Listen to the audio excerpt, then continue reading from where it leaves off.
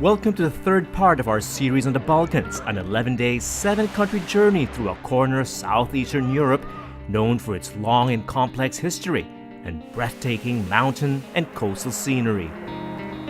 With Greece, Macedonia, Albania, Montenegro, and Bosnia-Herzegovina behind us, we're at the halfway point of our 3,000-kilometer road trip now, and heading back across the Dinaric Alps to explore the heartland and coastline of Croatia, another former republic of Yugoslavia.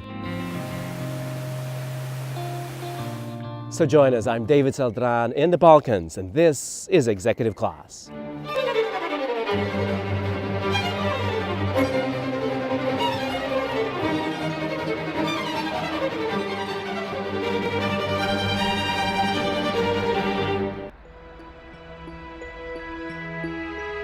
Our journey through Croatia begins at its most famous and most photogenic destination, Dubrovnik, on the Dalmatian coast, the so-called Pearl of the Adriatic.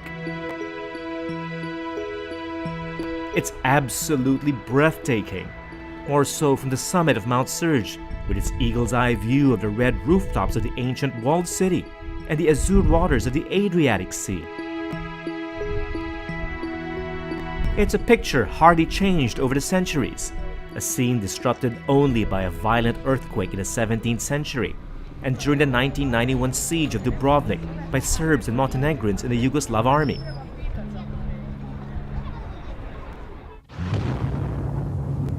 In the War of Croatian independence, the walled town was repeatedly bombarded with artillery, shattering its rooftops, damaging half the town's buildings.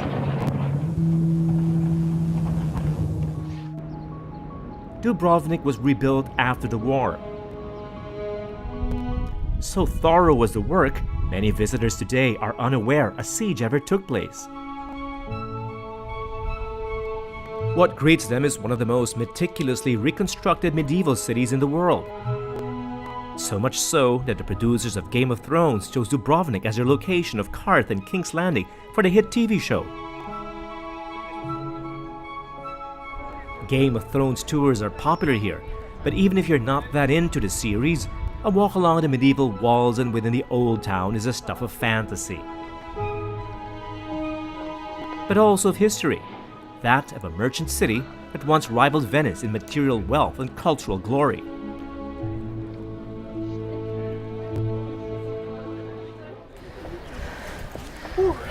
More climbing again. Christina, right? Yes, hello David. Hello. Hello. Oh, a lot of walking in Croatia. Yes, almost 6,000 steps in the old city. Dr. Kristina Goluza works at the local university. She's here to show me around and share her city's incredible story. Her tour starts at the walls, which run 2 kilometers around the city. We are in what part of Dubrovnik right now? Well, everything what is encircled with the city walls, it is old city, and it is a UNESCO World Heritage Site since 1979. There's an entrance fee to the walls, but it's also the best way to bypass the crowded streets below. Plus, you get these spectacular and uninterrupted views of the defensive towers, the dome churches, and most of all, the famous red-tiled rooftops of Dubrovnik. Residents are extremely proud of their medieval terracotta roofscape. Sadly, most of the original tiles were damaged in the siege. Christina recalls the challenge of recreating ceramic tiles that look like the original using traditional techniques. From Mincheta Fort, the town's tallest tower, you can spot the original tiles with their weathered patina from the newer, brighter colored ones. The view from the tower also reveals how centuries under the influence of Roman Catholicism and of Venice shaped the skyline of Dubrovnik. This must have been a very important city in its time. What is the significance of Dubrovnik? Well, significance was big. I mean, the city was established already in the 7th century. The port city, known then as Ragusa, was a gateway of trade between the Balkans and Europe west of the Adriatic. She was rich and progressive and coveted by many. Dubrovnik was also under Venetians for a while, for 150 years, but then from the year 1358 till the Napoleon time, 1806, Dubrovnik was 600 years independent Dubrovnik Republic, which was the second strongest force on the Mediterranean during the time of 16th century. So it was they had 51 embassies all along the Western world. Ragusa or Dubrovnik was that rare independent republic in an era of aggressively expanding empires. She earned her independence through skillful diplomacy and bribe money. And with peace assured, they set about building a highly developed culture and monumental architecture. At street level where cars are banned inside the walls, you come face to face with the town's proud jewels. So this is the main square, and I guess most of the highlights are just around us. Exactly. This is the Sponza Palace that used to be a custom control house, because this was a gate to port, and inside they measured the goods before they exported it. Another landmark, Roland's Column, which stands opposite the palace, was used to measure the size of goods back then. He was a symbol of the trade, and the length of his elbow was instead of meter. We had elbow before we got a meter, so elbow was around 51.2 centimeters today. The square and the streets around it offer a dizzying array of historic landmarks and majestic buildings, like the Baroque Church of St. Blaise, the Bell Tower, the Rector's Palace, once the seat of the Republic, and the treasury of the cathedral. And well, pretty much anywhere you look, anywhere you walk, gorgeous vistas everywhere. This is really beautiful. Christina, I have to ask you this question. You've lived in Dubrovnik almost all your life. Are you still overwhelmed with this city? Are you still in love with this city? Well, I know it's strange, because when people want to travel, they want to see something different. I like to travel, but I'm always very happy when I come over here, because it's a really pure beauty, I would say. They thought about everything. The sun is setting over Dubrovnik and the town is beginning to empty. Before leaving, I take one final stroll within the walls, through narrow passageways and quiet squares, down Stradun, the main thoroughfare, and to the old port's landing. I must agree with Christina. Dubrovnik is overwhelmingly beautiful. It's one of the most beautiful places in the world, especially around sundown when the tour groups are all gone. This place is just magical. Dubrovnik is no longer the maritime power it used to be. But with a beauty this well preserved, it's no surprise she's Croatia's most visited city. Up next on Executive Class, we drive up the Adriatic coast to another legendary walled city. We'll take a tour of Diocletian's palace in the seaside town of Split after the break.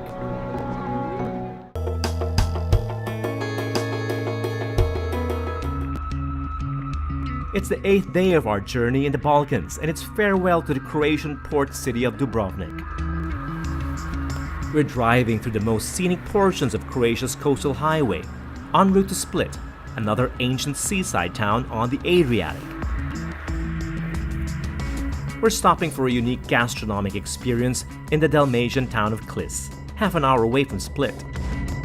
Stella Croatica is part of a growing trend in heritage cuisine and agro-tourism in Dalmatia.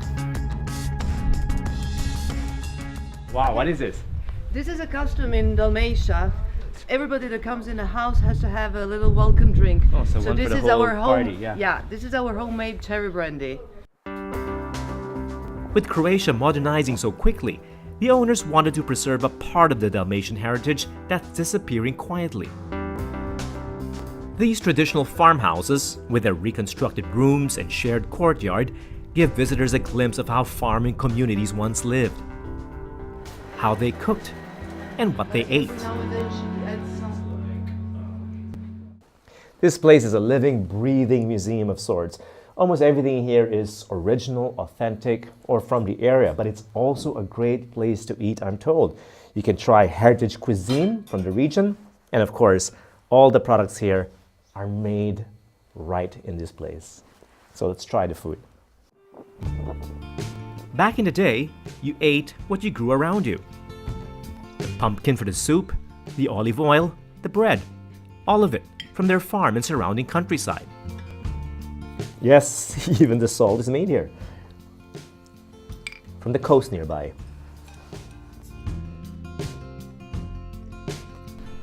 So I hope you're ready for the main course. We have prepared for you our traditional roasted under the iron bell wheel with some potatoes and grilled vegetables and a little salad to go along with it.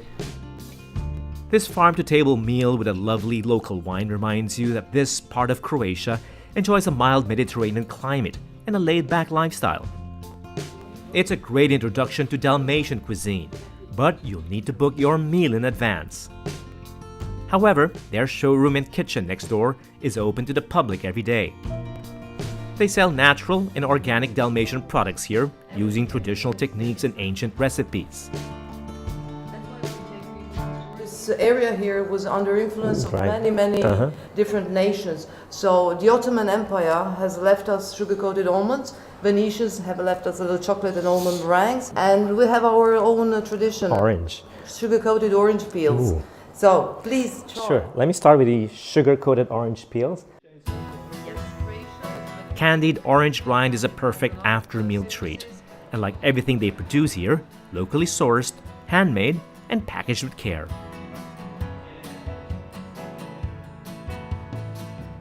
From the farm, it's just a quick drive to Split, the only other coastal city in Croatia that can rival Dubrovnik.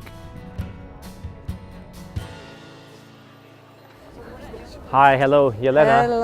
Hello. Welcome to Split. Very welcome to Split. Thank you. Here we are in the heart of the city of Split. This beautiful promenade with palm trees. We call it in Split the Riva. Riva is the favorite promenade of inhabitants and visitors of the city of Split. It's the favorite meeting place of inhabitants of Split of all generations. We can say it's the living room of the city. The living room of the city. The living room of the city of Split. I'm liking it already. It's midday in the middle of the working week, but it feels like the weekend already. Split has an Italianate Mediterranean atmosphere, complete with palm trees and outdoor cafe culture, due in part to its climate and history, one that's intertwined with Venice and Rome in Italy. So, Jelena, this is where it seems to me like the modern part ends and the ancient side begins. Yes, you are right. This is the modern part, 19th century, and the old part of the Diocletian's palace, which was built, you won't believe, more than 1,700 years ago. These are the southern walls of the Roman Emperor's palace. The entire complex was listed a UNESCO World Heritage Site back in 1979. Diocletian, who was born in what is modern-day Croatia, spent time here. So did other emperors after him. But barbarian invasions forced the Romans to flee. Centuries later, people from the surrounding area settled within the abandoned palace walls and built their homes here. And then, when there was no more place inside, they built their houses, first of all, directly on the southern wall of the palace. And we can see from here very well some of these buildings built directly on the southern wall. When there was no more place inside, they built their houses, of course, all around the palace. And that's how Split became a city. This palace is not a ruin, it's obvious. People live inside. It's still alive, we can say, a real living monument. I can't wait to see the life inside the palace walls. Let's go inside the palace. This passageway at the southern wall leads underground through the recently discovered cellars of Diocletian's palace and onto the peristyle, the main imperial square. You can see, even touch, some of the most important examples of late Roman architecture on this square. And all these columns, arches we can see on this square are original. Original, when you say original, I remind you, built 1,700 years ago. So well preserved. So really this palace is one of the best preserved palaces that can be found in the world from that period. It was here where Diocletian's apartment stood, where the emperor sat on his throne. Here too, his mausoleum, where his body was laid to rest. And on this very site as well, a Christian church, built to honor the martyred patron saint of Split, Saint Domnius, one of so many Christians the pagan emperor sentenced to death. Really the irony of history. So our ancestors who came here in the 7th century, who became Christians as soon as they came to this region, probably they heard what happened to Christians here. They came inside that building. They destroyed Diocletian's coffin. What happened to his bones? Don't ask me. Nobody knows. So no one has found his bones? No, never. It's amazing when you realize that these streets were once corridors of a palace, and these squares, once a courtyard of Diocletian's retirement home. The Romans weren't the only ones who left their mark on the city. Split was a Venetian colony for almost 4 centuries. Outside the western walls at People's Square are some examples of the Gothic Renaissance architectural style introduced by Venice.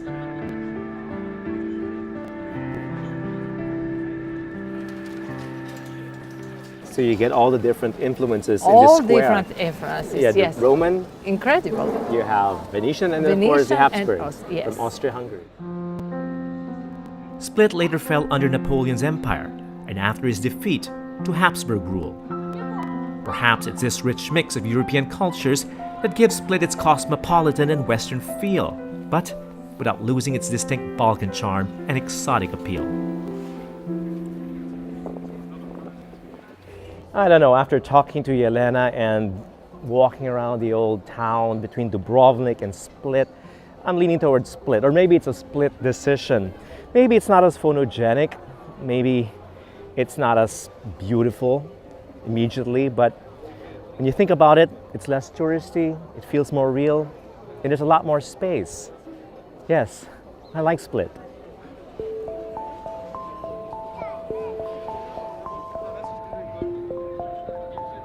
No, make that Croatia in general. But this is only the start of our journey, and so far I've only seen the Adriatic seaboard of the country. Up next, we go deep into the heartland to the Plitvice Lakes, and further north to the nation's capital, Zagreb. More of Croatia when Executive Class returns after the break.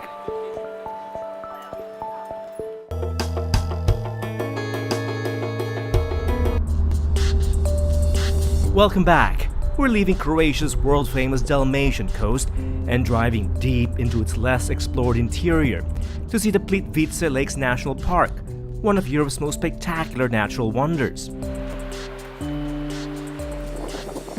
The UNESCO World Heritage Site listed national park covers 300 square kilometers of forests, meadows, caves, plus 16 lakes, interconnected with 90 waterfalls that flow through a river. It's just too big to see everything, but there's a trail you can hike through that takes you to all the main highlights in half a day. With local guide Maria Miljanovic, we start at the viewpoint overlooking the lower lakes and the Great Falls. It's a majestic scene, a point where the waters from the falls, the lake, and river converge. It's Maria's favorite spot, and apparently this couple behind us too. I think they agree beside us. It's a lovely spot. Yes, you see, everybody enjoying very this romantic spot. spot. Yes, and very peaceful one.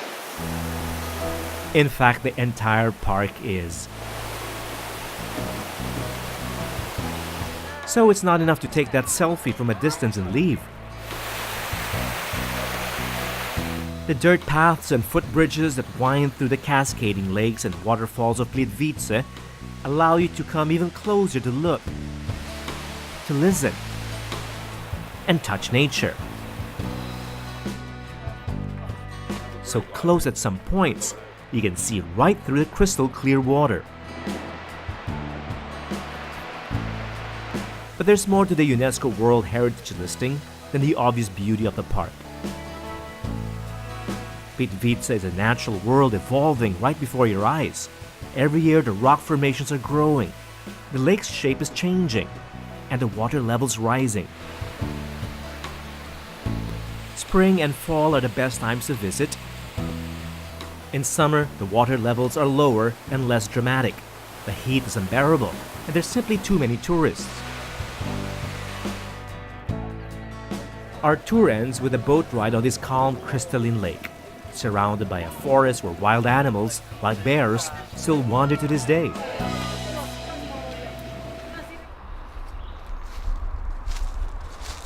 The park is everything UNESCO said it was. In fact, even a bit more, because every year the landscape is shifting and the water is rising. However, you'll have to set aside an extra day just to visit the park. But if you're really into nature, yes, it's worth a visit.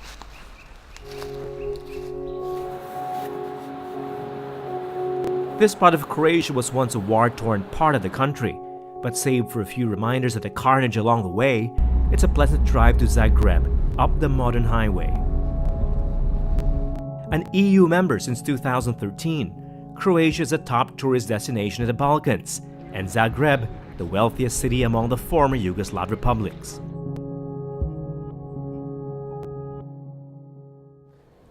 I've only been here a few hours and I'm already in love with Zagreb. Unfortunately, I only have one day, so I'm meeting with a guide here to show me around. Now, we're meeting at his favorite coffee shop in the city. It's also one of the oldest in Zagreb.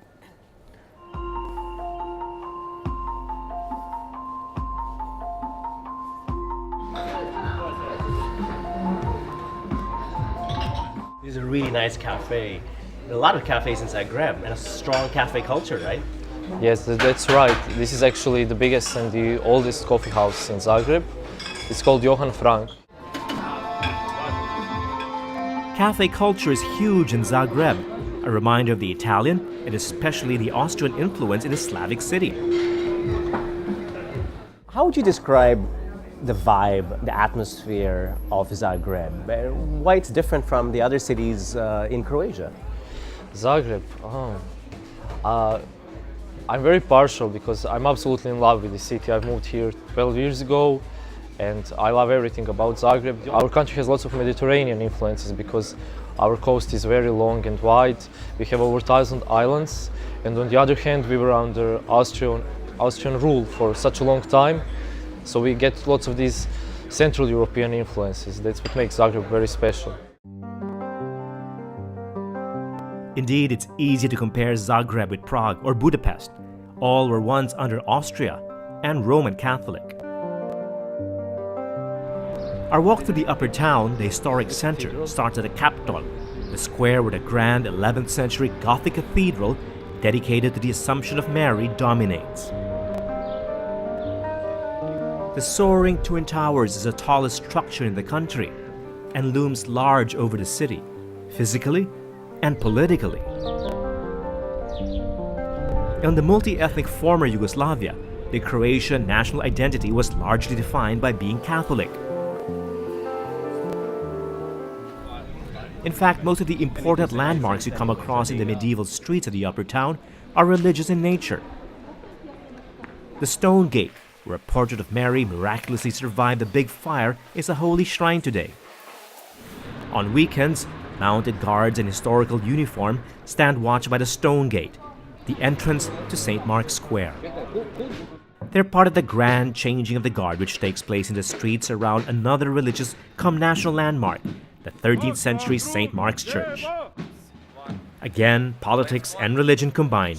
On the tiled roof, the coat of arms of Dalmatia, Slavonia, and the capital of Croatia. This hill in the oldest part of Zagreb is where most tourist spots are found, like the old City Hall, with its homage to Tesla, a proud son of Croatia. the Museum of Broken Relationships, where modern artifacts of unrequited love and other disappointments of the soul are kept. And the 13th century Lotstrak Tower, where every day a cannon greets 12 noon with a thundering boom. But Zagreb provides much more than quaint attractions for tourists. Locals relish the quality of life in this eminently livable city. Zagreb is a thoroughly modern capital, but one that never seems to be in a hurry. At the Flower Square in the lower town, residents bask in the city's legendary cafe scene. The square is like an outdoor salon, with sweeping views of the Habsburgs' architectural legacy and Art Nouveau structures built at the turn of the 20th century.